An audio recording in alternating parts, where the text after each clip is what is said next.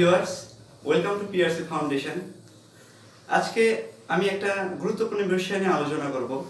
এই বিষয়টা হচ্ছে উইলিয়াম ওর্ডসওয়ার্থের the preface to lyrical ballads এই বিষয়টা নিয়ে।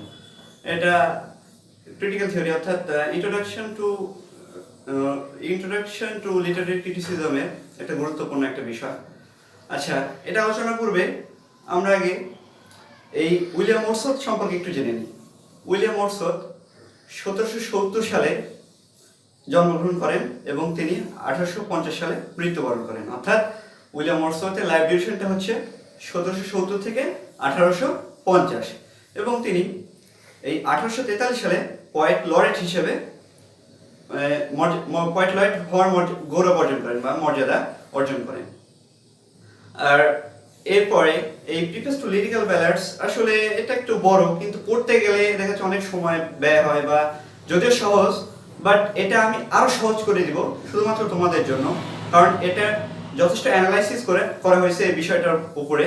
তো চলো কথা না বাড়ি মেইন আলোচনা চলে যাই। আচ্ছা, প্রিফেস টু লিরিক্যাল ব্যালাডস, এখানে যে প্রিফেসটা কি, আসলে আমরা বলি যে প্রিফেস, আসলে এটা প্রিফেস না, এটা হচ্ছে প্রেফিস হবে, অরিজিনাল প্রোনাউন্সিয়েশনটা হবে প্রেফিস। আচ্ছা, এই প্রেফিসটা তিনি লিখছেন 1802 সালে। আর এই প্রেফিসটা কি জন্য লিখছেন এটা আগে জানা দরকার। তিনি এই প্রেফিসটা লিখেছেন যে এই লিরিক্যাল ব্যালাডস অর্থাৎ রোমান্টিক পিরিয়ডটা শুরু হয়েছিল 1798 সালে। আর এটা কার মধ্যে দিয়ে শুরু হয়েছিল, যে লিরিক্যাল ব্যালাডসের পাবলিকেশনের মধ্যে দিয়ে। এই লিরিক্যাল ব্যালাডসকে তিনি পরিচিত করানোর জন্য এই প্রিফেস টু লিরিক্যাল ব্যালাডস তিনি পাবলিশ করেন 1802 সালে।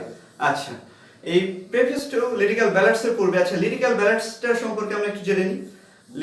লিরিক্যাল ব্যালাডসে এটা প্রকাশিত হয় 1798 সালে। আর এখানে মোট দুইজন রাইটার 23টা কবিতা লিখেছেন। আচ্ছা, এই দুজন কে? একটা হলো উইলিয়াম ওর্ডসওয়ার্থ আর একটা হচ্ছে এসটি কোলরিজ অর্থাৎ স্যামুয়েল টেইলর কোলরিজ। তাদের দুজনের যৌথভাবে এখানে কবিতা রয়েছে। আচ্ছা, উইলিয়াম ওর্ডসওয়ার্থের কবিতা রয়েছে মোট 19টা এবং এসটি কোলরিজের কবিতা রয়েছে মোট 4টি। এটা হচ্ছে সংক্ষিপ্ত আকারে লিরিক্যাল ব্যালাডসের বর্ণনা হলো। আচ্ছা, এবার প্রিফেস টু লিরিক্যাল ব্যালাডসে কি কি বিষয় নিয়ে আলোচনা করা হয়েছে, আমি খুব সংক্ষিপ্ত আকারে বিষয়টা নিয়ে এখন আলোচনা করব।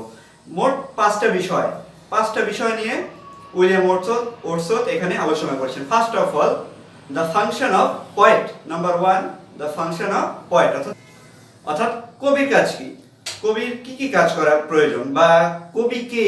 তিনি এই প্রিফেস টু লিরিক্যাল ব্যালাডসে তিনি নিজেই বর্ণনা করেছেন, নিজে প্রশ্ন করেছেন, তারপর নিজেই এখানে উত্তর দিয়েছেন যে হু ইজ এ পয়েট, তারপর what kind of word is poet, এরকম বিষয় আর কি। তারপরে তিনি আবার উত্তর নিজেই দিয়েছেন, a poet is a man who speaks to men, he is more lively sensibility and common among the people. আসলে তিনি পয়েটকে বেশি অ্যাবস্ট্রাক্ট বা অভিযোগ করেননি, সাধারণ মানুষের মধ্যে থেকেই বলেছেন।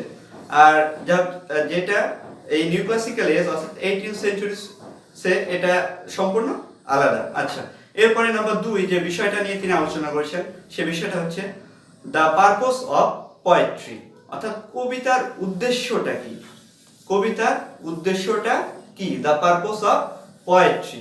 আসলে কবিতা যে বিষয়গুলো এখানে উল্লেখ করেছেন সেগুলো হচ্ছে কবিতার যে ভাষা, বা কবিতা কি জন্য লেখা হবে বা কাদের নিয়ে লেখা হবে, এই বিষয়গুলো এর মধ্যে আসে। এরপরে নাম্বার 3 যে বিষয়টা, সেই বিষয়টা হচ্ছে যে subject matter and language of poetry অর্থাৎ একটা কবিতার সাবজেক্ট ম্যাটারটা কি হবে, বিষয়বস্তুটা, এবং ভাষাটা কি হবে।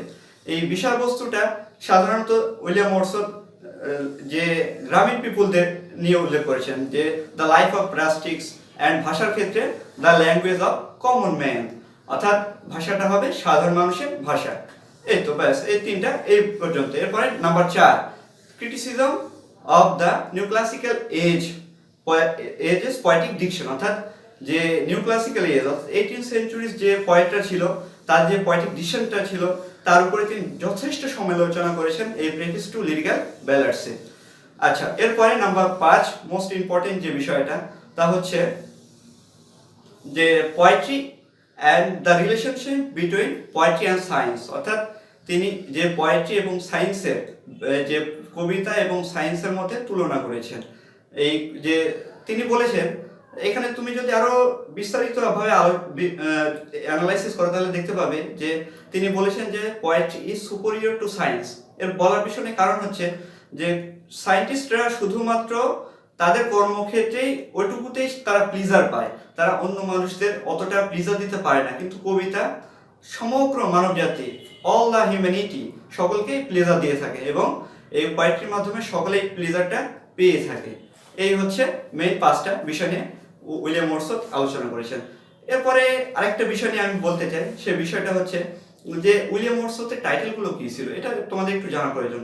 যে উইলিয়াম ওয়ার্ডসওয়ার্থের 5টা টাইটেল ছিল স্পেশালি, সেই 5টা টাইটেল হচ্ছে number 1 the orienter of romantic movements, number 2 the speaker of patheism, and number 3 the leader of romantic poets, number 4 the poet of nature, and number 5 the poet laureate। তিনি 1843 সালে poet laureate হিসেবে নির্বাচিত হন। এই বিষয়গুলো এখানে তোমার জানা প্রয়োজন। সো এটা খুব সহজেই জানা হয়ে গেল। তার সাথে ভিডিওটা খুব ভালো লাগবে।